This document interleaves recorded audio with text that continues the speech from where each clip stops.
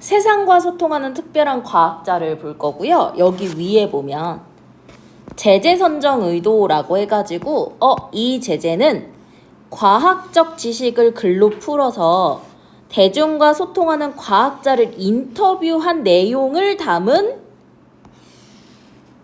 신문 기사인 거야. 오케이? 그래서 이를 통해 이번에는 우리 밑줄을 그으면 독서의 의미에 대해서 생각해보는 수필이었잖아. 여기에서는 장문의 의사소통 방법과 특성. 그치? 우리가 글을 쓰는 것에 통해 적극적으로 참여하고 실천하는 행위라고 했었잖아. 오케이? 관련해서 보는 거고요. 갈래 신문기사고 설명적이고 해석적이고 글쓰기랑 관련된 걸 거다. 그래서 과학자 정재승이 생각하는 글쓰기 방법과 글쓰기의 의미에 대해서 얘기를 할 거고, 특징은 인터뷰 대상 정재승의 자기소개로 글을 시작해서 호기심을 유발하고, 인터뷰 내용을 간결하고 유기적은 뭐지? 밀접하게야. 그럼 밀접하다는 건 뭐야? 관련이 깊은 거지. 그치? 제시하고 인터뷰 대상의 말을 직접 인용했다. 우리 인용이라는 또 공통점이 있네. 그쵸? 그래서 내용의 이해를 돕는다. 그래서 처음은 그 인터뷰 대상을 소개하면서 시작을 할 거고, 결국 그가 생각하는 글쓰기와 글쓰기의 의미, 됐니? 이런 걸 얘기할 거다. 그래서 세상과 소통하는 특별한 과학자, 그 특별한 과학자가 누구다? 정재승 라는 인터뷰 대상자다. 자, 아래 볼게요. 내 덕에 세상이 좀 좋아졌다는 말을 들었으면, 그치? 이라는 뭐야? 직접 인용이지.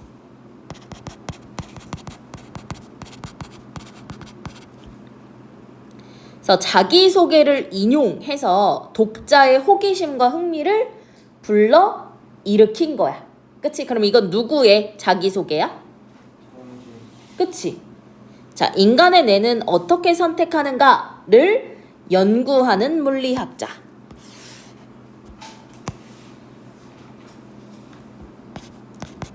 간략한 소개죠. 정재승 교수가 올려놓은 자기소개이다. 이걸로는, 이 말로는, 그치? 글을 설명하기 부족하다. 대중은 글을 뭐로 여기니? 세상과 소통하는 특별한 과학자로 여긴다. 그래서 그 인터뷰 대상을 소개하고요. 그 대상의 자기소개를 직접 인용해서 표현을 했다라는 거. 이러한 성취가 뭐야?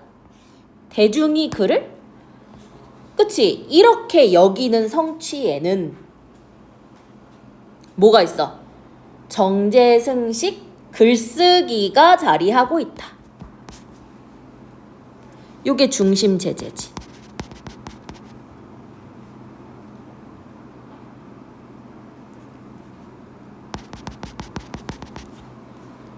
다양한 사회 현상을 과학으로 읽고 과학의 원리를 뭐해? 설명해.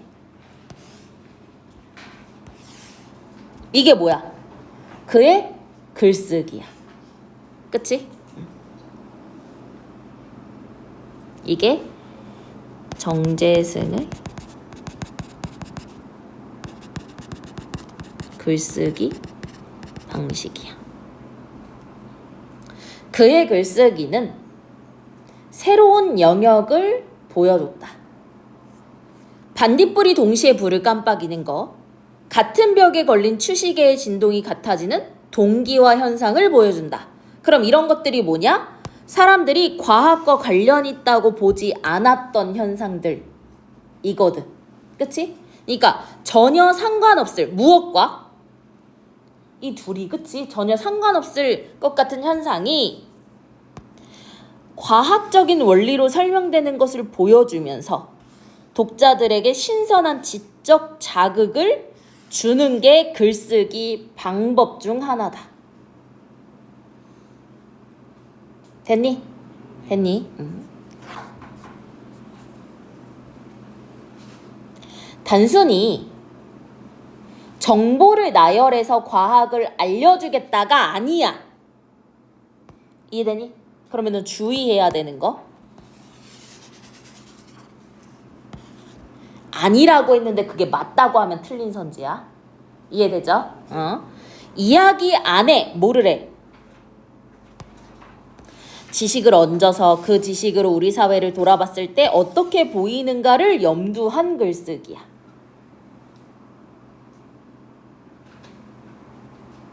그는 뭐를 중시해?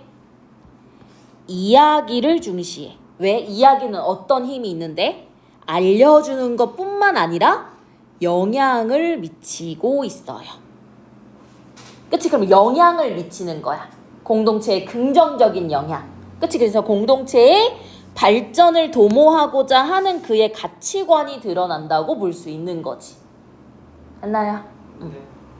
그는 사람들이 자신의 글에서 흥미를 느끼고 과학적 사실을 덜 어렵게 느끼고 세상을 바라보는 새로운 시각을 얻는 것처럼 느끼기 때문에 자신의 글을 주목하는 거라고 생각을 한다. 그치? 그럼 이건 뭐야? 누가 생각하는?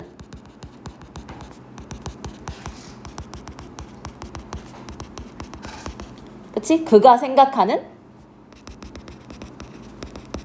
사람들이 자신의 글에 뭐하는 이유? 주목하는 이유.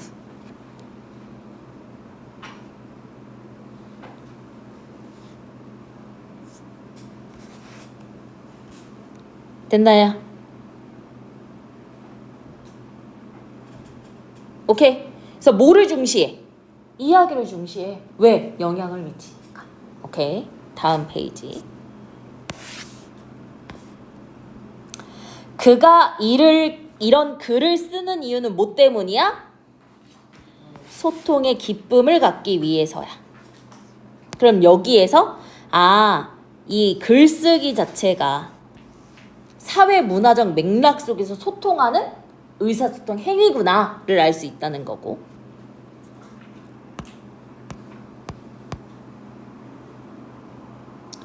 과학이 밝혀내는 우주의 경이로움, 인간의 행동에 대한 통찰력이 수식 너머에 있다는 걸 알게 되면 흥분되고 누구와 나누고 싶은 마음이 절로 듭니다.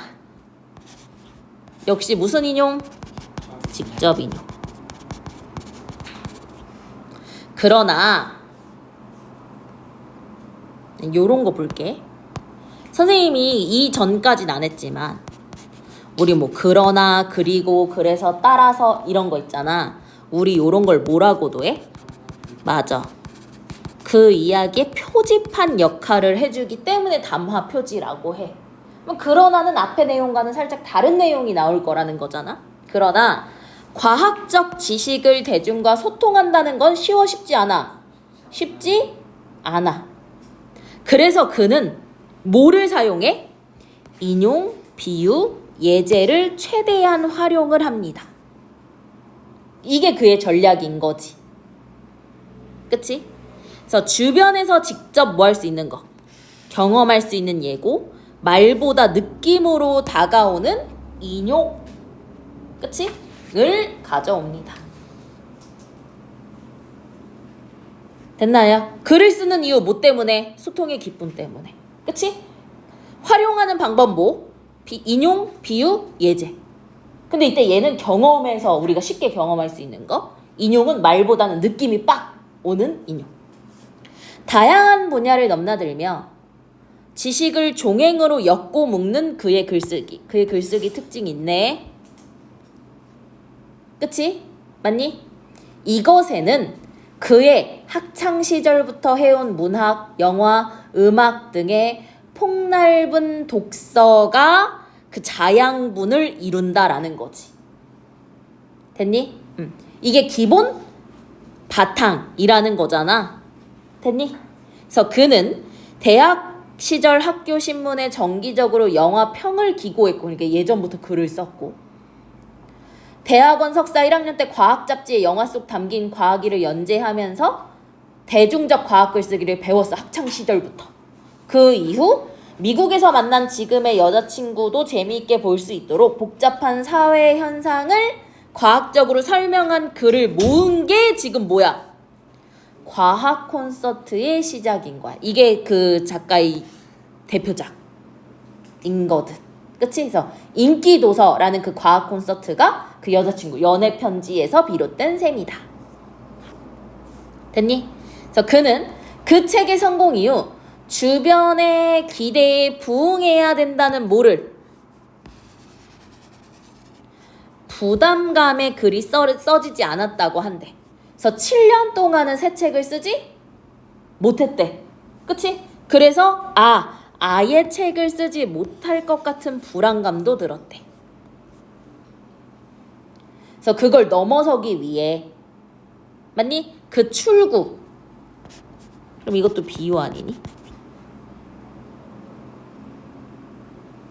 그치? 책을 쓰는 것 자체가 공부가 되도록 시도를 한 거야. 됐니? 다른 분야의 전문가들과 다양한 교류를 시도한 거야. 인간이 무엇인지, 인간이 모여 사는 사회가 무엇인지 알기 위해 자연과학과 사회과학뿐만 아니라 인문과학, 심지어는 예술에 포함한 다양한 학문까지 조화롭게 콘서트처럼 엮어야 한다고 생각했다라는 뭐다? 그치, 인용. 정 교수가 요즘 관심을 두고 있는 주제는 의사결정이다. 선택의 순간 뇌에서 어떤 일이 벌어지는지를 연구하는 것이다. 됐나요? 자, 위에 글을 쓰는 이유, 소통의 기쁨 때문에. 다양한 글쓰기를 할 수 있었던 이유는 이런 바탕이 있었다는 거. 단어 뜻 당연히 나올 수 있습니다. 넘길게요.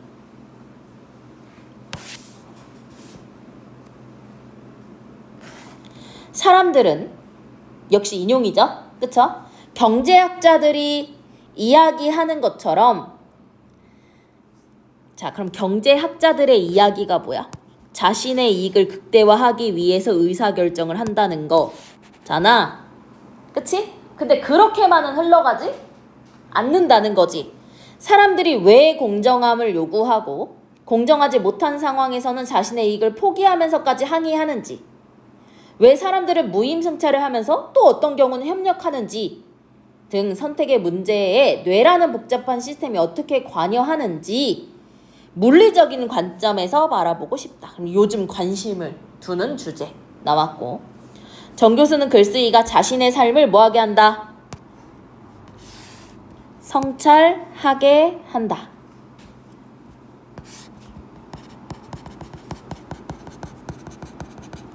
그치? 의는 가치와 중요성이죠. 그는 생각으로만 머물러 있던 것을 글로 선언함으로써 자신의 삶도 그렇게 되도록 하게 만든다. 즉, 글은 생각과 삶 사이에 놓인 매개물, 즉 생각과 삶을 연결해 주는 거라고 보는 거지. 그래서 그의 화두는 세상을 바꾸는 상상력, 인간 존중을 바탕으로 한 기발한 아이디어로 이 사람 덕에 세상이 조금 좋아졌다 라는 말을 들을 수 있으면 좋겠다. 왜? 영향력을 주는 거니까. 됐나요? 오케이? 자, 넘겨볼게요. 자, 학습활동 볼게요. 자, 각각 인물, 우리 밑줄을 긋다 보면은 독서.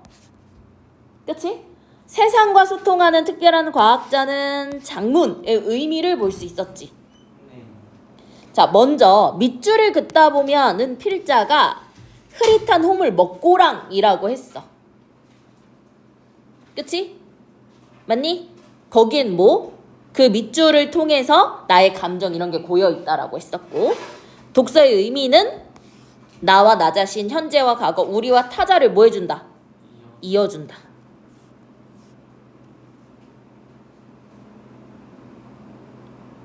됐니? 자, 먹고랑 같다고 표현을 했어. 왜? 무엇인가 고이니까. 무엇이 고인다고 했었죠? 앞에 보면 그 시간과 감정이 고인다 그랬어.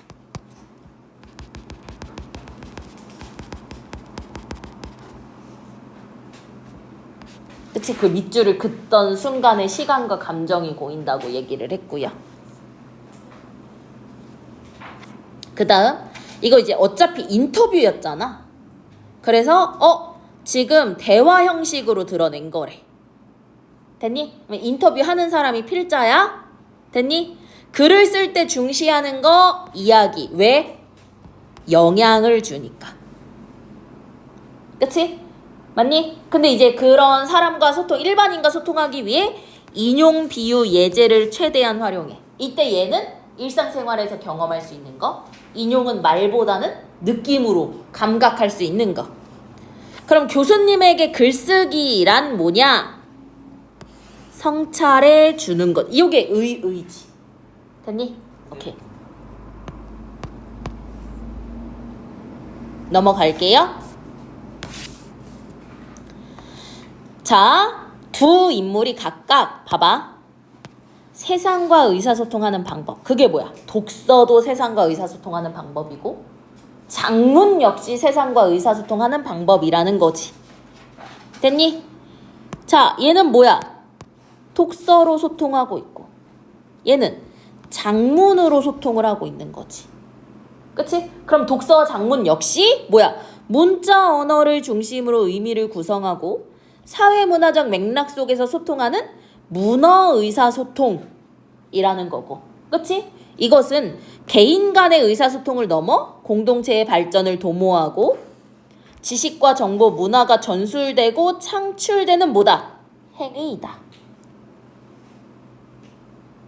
됐나요? 그래서 독서와 장문 방법을 내가 한번 생각해 본다는 거. 넘어가면 지금 숙종이 자신의 어머니에게 쓴 뭐야? 편지글이 나왔어.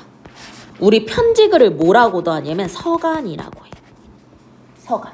그럼 편지 쓰듯이 글을 쓰는 걸 서간체라고 하기도 합니다. 그래서 그에 대한 설명이래. 숙종대왕 왕이 그치? 필 직접 쓴 거야. 명안공주방 그치? 밤사이 평안하시입니까? 그치? 뭐 이런 식으로. 됐니? 그럼 보면 밤사이 평안하셨습니까? 나가실 때 내일 들어오소서 하였사온데. 그치? 왜 못 오십니까? 그치? 얼른 오십시오. 이런 내용인 것 같아요. 그래서 얼른 오라는 황궁 재촉인 거야. 우리 수신이는 뭐지? 받는 이고 받는 이가 어머니지. 그치? 어머니를 통해 당연히 뭐를 했어? 높임 표현 썼고 그 어머니에 대한 걱정과 뭐가? 애정이 드러난다.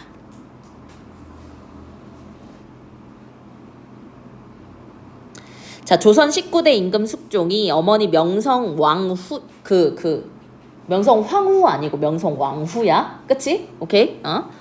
고종의 와이프 아니야. 오케이? 보낸 편지글이다. 그 어머니가 딸의 집에 간 후 궁으로 돌아오는 게 늦어지자 이를 걱정한 숙종이 내일은 부디 오라고 재촉하는 내용. 편지를 자세히 보면 네모난 종이가 덧대어 있고 후대의 편지를 책으로 엮으면서 편지 봉투와 함께 붙여둔 거래. 그래서 숙종은 편지 봉투 위에 그치? 자신의 어합인 숫자를 썼고 그 아래 간격을 두고 명안공주 방이라고 수신 그걸 받는 명안공주 방에 보내는 거지. 이해됩니까? 오케이. 그래서 오늘날 독서 관습과 비교를 해보면 당시의 독서와 장문 관습을 볼게. 문장 부호 사용하지 않고 한자와 한글을 같이 쓰고 있어. 한자 쓰고 그 옆에 한글 병기를 했다는 거야. 그 다음에 새로 썼고 띄어쓰기 하지 않았고 반복되는 글자를 이렇게 물결표로 했다는 이런 관습을 알 수 있다는 거죠. 됐나요? 넘기면 다음은 소설가의 또 다른 글쓰기 인터뷰 글이 나와 있어. 그치? 그래서 결국 뭐야? 과거와 오늘날의 장문 소통 문화를 뭐 할 거야? 비교를 할 거야. 됐니?